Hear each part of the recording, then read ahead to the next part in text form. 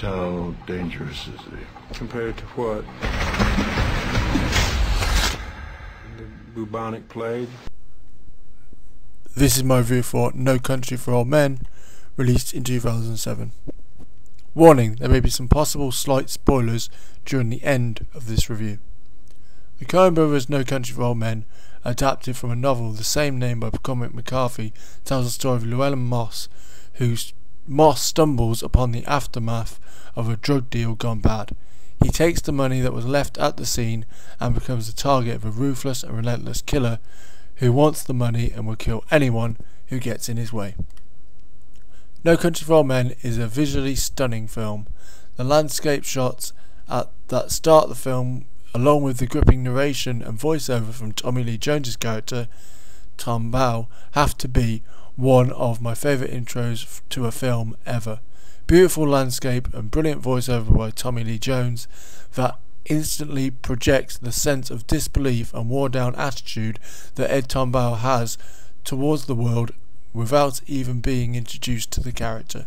A truly brilliant intro. This is followed by a scene where we see Moss, Josh Brolin, hunting, and the landscapes are amazing.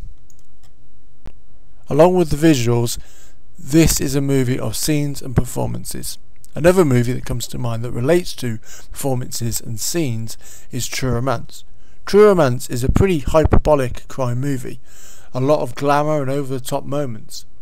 What True Romance, which I think is a great film, had was great performances and scenes, be it Christopher Walken and Dennis Hopper creating a tense masterpiece in one scene, Gary Oldman doing what may be his best performance ever in a very short scene, or James Gandolfini and Patricia Arquette having an epic violent brawl. Those scenes took out and elevated the film, as is the case here.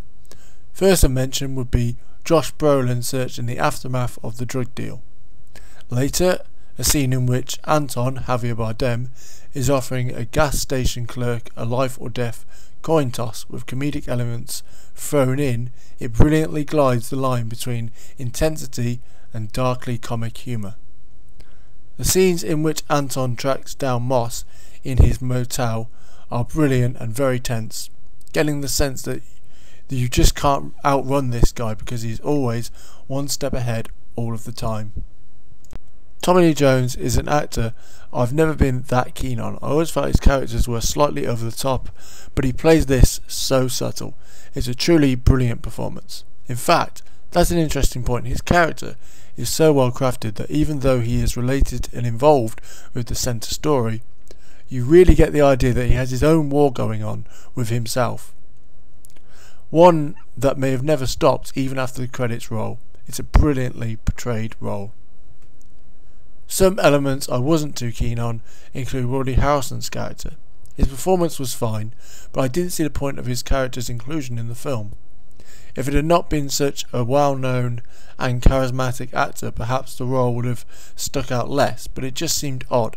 For me, it didn't play as, who's this character? He's a bit out of place. For me, it was like, what's Woody Harrelson doing here? I also think some more subtle elements may have taken some of the experience away from me, such as the lack of non-diegetic music, that includes score and music in general. I think subconsciously this played on my mind. This is also a movie I plan to see again because it takes a lot of attention, not one to drift away from, mainly due to only having one core story driving it. I will talk for a moment or two about the most discussed element of the film, the ending. I don't want to spend too much time or dwell on it, but here we go. So, warnings for possible spoilers within this moment of the review. I felt Anton's exit mixed with the open-ending situation concerning the fate of Carla Moss helped the film. It reflected that life goes on. Anton carried on his normal ways, so it just reflected that. In terms of Bow, Tommy Lee Jones' final speech, well, as I said above, it's about life going on. Bow in many ways was the heart of the film. The entire mood of the film was there in that one character. He is out of touch and unhappy with the state of the world, a man high on his principles that feel the principles of other people and the world are generally going down the gutter. That is not just going to go away. I thought the abrupt ending was fine, and again portrayed that the issues were still there, unresolved, which is true of life. All in all, No Country for Old Men is a fantastic film. I had issues with some elements, and there was something nagging on my mind that couldn't let me fully enjoy it. Probably the music issue I mentioned earlier. However, this is a film of standout performances, classic scenes and beautiful cinematography.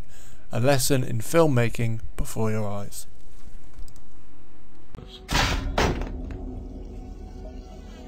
Do you want to leave a message? Yes.